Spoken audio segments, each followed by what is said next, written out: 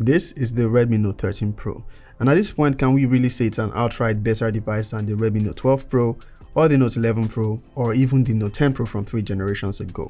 It is actually better in a lot of ways, except in one important aspect.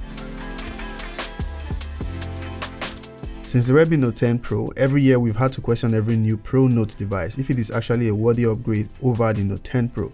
3 generations later, it looks like we still find ourselves asking the same questions. But I say it's time to move on and accept the Redmi Note 13 Pro for everything it does right, rather than expect it to have a processor we want to compare to the Snapdragon 732G. Because when you look at it with an open mind, the only area you might fault is that since the 732G, Xiaomi has adopted Mediatek for the Redmi Note Pro devices. If you want one with a Snapdragon processor right now, you have to opt for the 5G version, which has the Snapdragon 7S Gen 2 and is not available in this region, at least not officially. And devices running on Snapdragon processors are actually not the most affordable. But does that mean the Helio G99 Ultra is not a solid processor in its own right? Well, we'll discuss it more later on in this video and explain how the G99 Ultra differs from the regular G99. Spoiler alert, not by very much.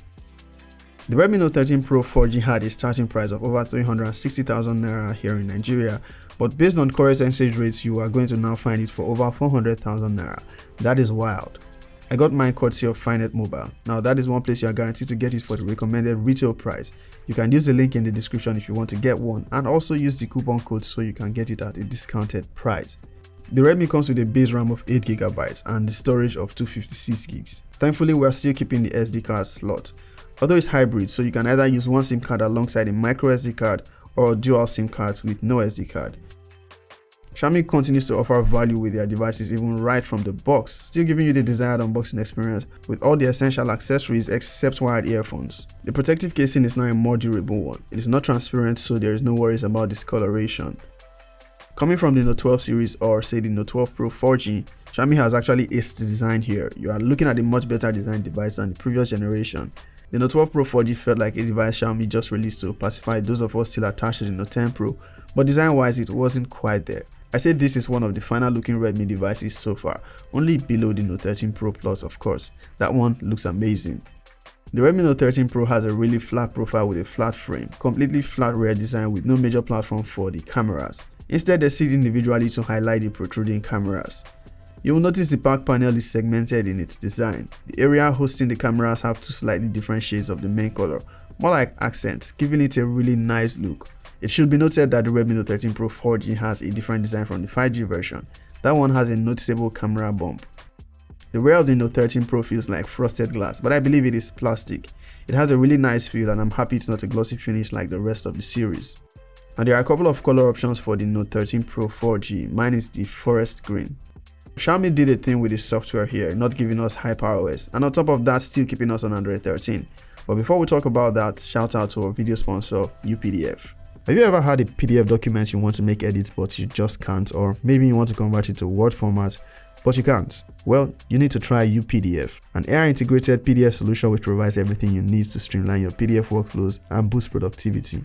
You have complete control over every element of your PDF. Whether it's text, images, page size or background, you can make edits and adjustments effortlessly. UPDF allows you to add links or watermarks for a professional and more polished appearance. Essentially, UPDF gives you the ability to edit your PDFs like a regular Word document. You can annotate, sign documents, combine multiple PDFs into one, or split a single PDF into several, or seamlessly convert PDFs to other document formats in seconds. It even takes it next level with AI, giving you the ability to summarize your PDFs, translate text into different languages, or even generate a completely new PDF. And the best part, UPDF is available on all platforms including Windows, Mac, iOS, and Android.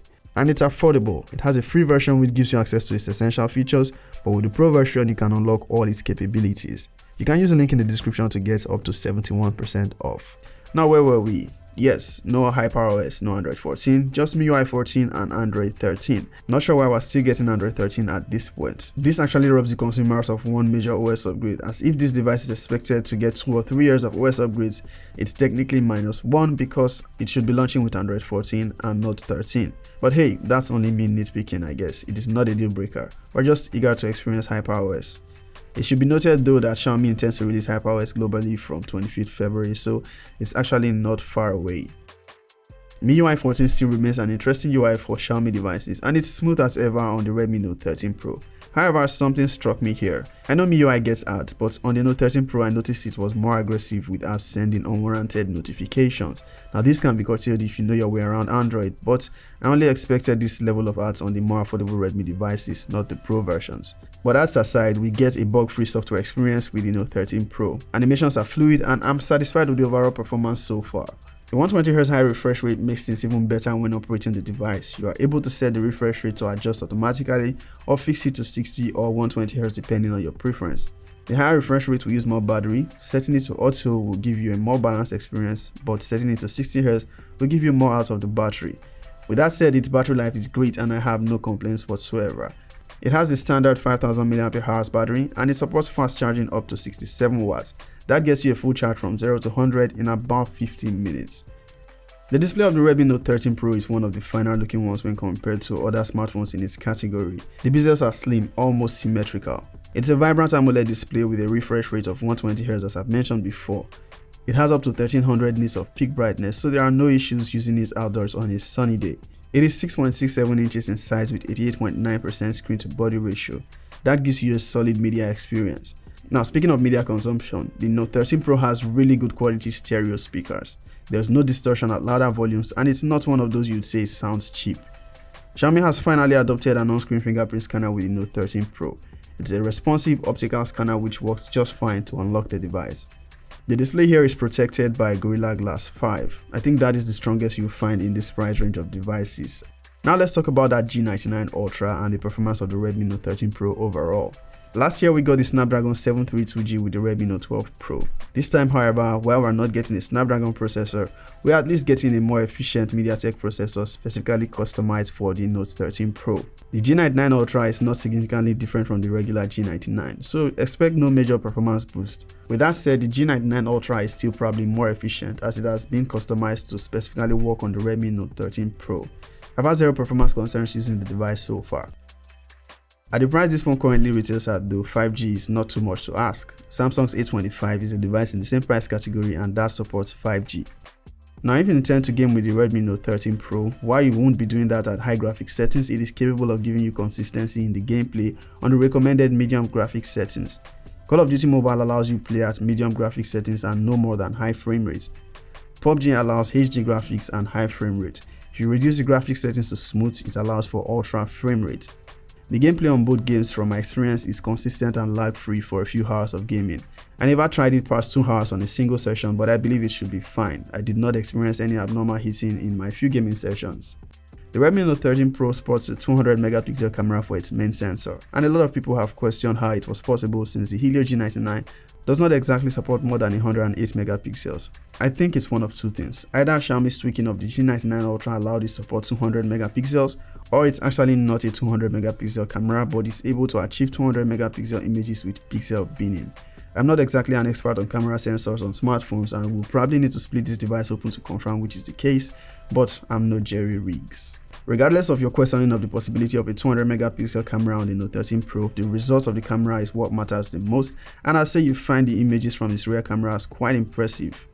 The colors come out great, photos are sharp even in the default mode, and when you switch to 200 megapixel mode, it gives even more detailed photos. Although you can only get the best out of that 200 megapixels if you have the most ideal lighting conditions. A selfie camera is where I have some inconsistencies. You can take good looking selfies and sharp ones if you disable the default beauty filter.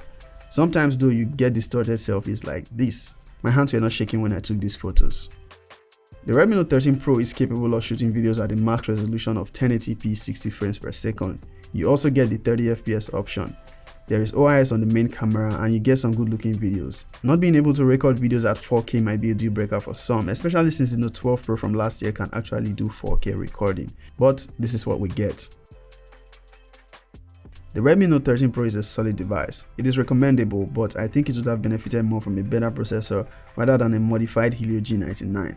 But that gets the job done. If you're not an enthusiast, you probably won't notice it as the device handles itself just fine. Also, at this price point, we really should be able to shoot 4K videos.